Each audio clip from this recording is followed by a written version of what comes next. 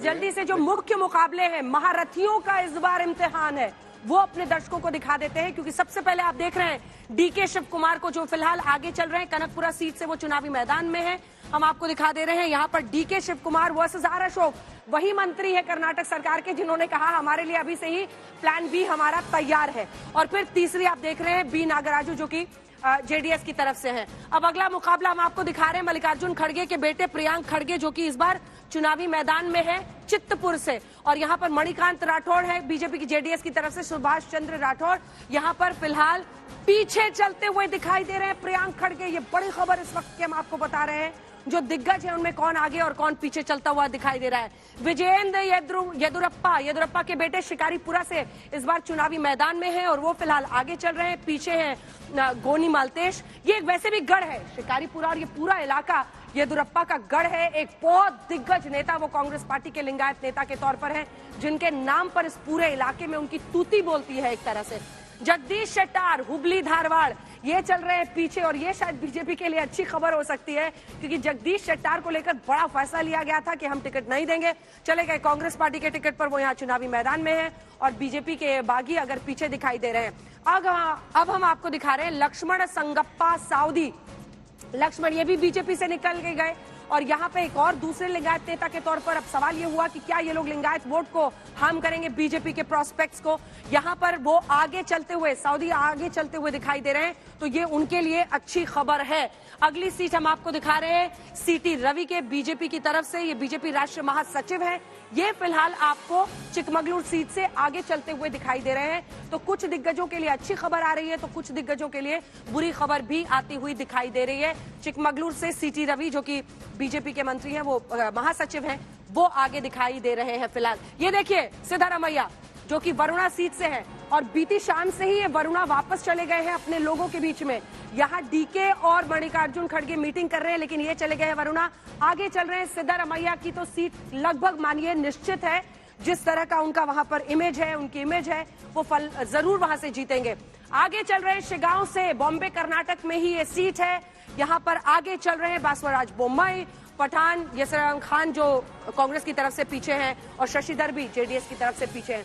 बासवराज बोम्मई भी अपनी सीट तो जरूर ही जीत लेंगे, ऐसे माना जा रहा है फिलहाल। लेकिन ये महारथियों का हाल हमने आपको दिखा दिया है। और इसी के साथ अब हम दिखा रहे हैं आपको सिद्धारमैया के बाद जी सोमशेखर रेड्डी। एचडी कुमारस्वामी का नतीजा अभी सामने नहीं आया है, उसमें शुरुआती रुझान नहीं पता चल पा रहे हैं। लेकिन ये देख लीजिए यहाँ पर पीछे चल रहे हैं केआरपीपी की तरफ से, ये चुनावी मैदान में है। और गली लक्ष्मी अरुण पीछे चल रहे हैं, अनिल एचलाड वहां जेडीएस की तरफ से पीछे।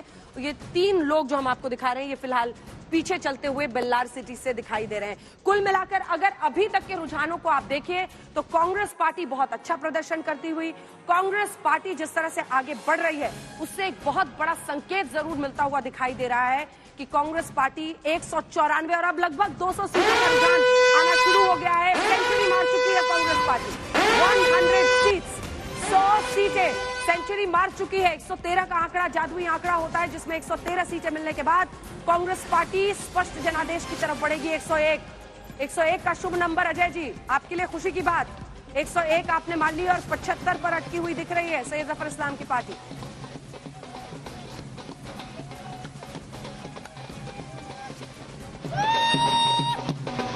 कर्नाटक की जनता के लिए शुभ है। जानते हैं इस अभी जो ये रुझान आपके आ रहे हैं और जिस तरह के मुद्दों पर ये राजनीति हुई है, ये एक अब शुभ संकेत है, सिर्फ कर्नाटक के लिए नहीं, दक्षिण के द्वार से पूरे भारत का द्वार, भारत के विकास की राजनीति की शुरुआत होगी। और मोदी जी के जो मैजिक का जो एक भ्रम था, एक तिलिस्म था, वो तिलिस्म भी इस चुनाव से टूट रहा है। जिस तरह आडंबर करके झूठ का, जुमले का राजनीति लगातार किया गया, और धार्मिक ध्रुवीकरण का भी अंत इस चुनाव के रिजल्ट के साथ होगा।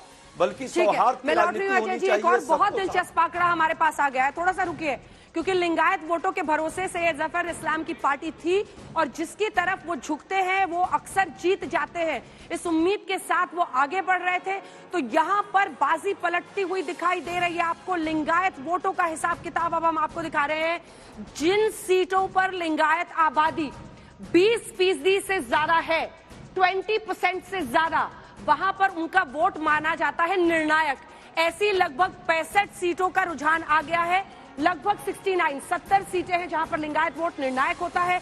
ऐसे में देखिए ये 38 सीट्स ऐसी हैं जहां लिंगायत बहुल इलाके हैं सैयद जफर इस्लाम, जहां पर कांग्रेस पार्टी आगे है, और आप 24 ही ऐसी सीटों पर आगे हैं जहां पर लिंगायत वोट निर्णायक होता है।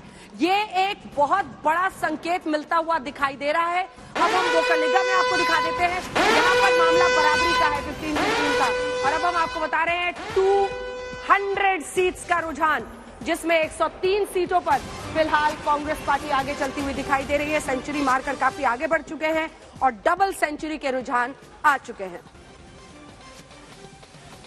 तो इस वक्त की बड़ी खबर आपको दे दें, 224 में से अब सिर्फ 24 सीटों के रुझान बाकी रह गए हैं। कांग्रेस पार्टी काफी तेजी से आगे की ओर बढ़ती हुई 113 का जादुई आंकड़ा चाहिए और उसके करीब पहुंचती हुई कांग्रेस पार्टी नजर आ रही है। 224 में से 200 के रुझान अब तक निकलकर सामने आए हैं। 102 पर कांग्रेस पार्टी, यानी कि पिछली बार उसकी जो 80 सीटों की परफॉर्मेंस थी उससे बड़ी लीड ले ली है। 103 के साथ आगे बढ़ चुकी है भारतीय जनता पार्टी। यहां पर 77 सीटों के साथ अब कांग्रेस पार्टी और भारतीय जनता पार्टी के बीच में एक बहुत बड़ा गैप हो चुका है। 77 और 103 का एक बड़ा गैप हो चुका है।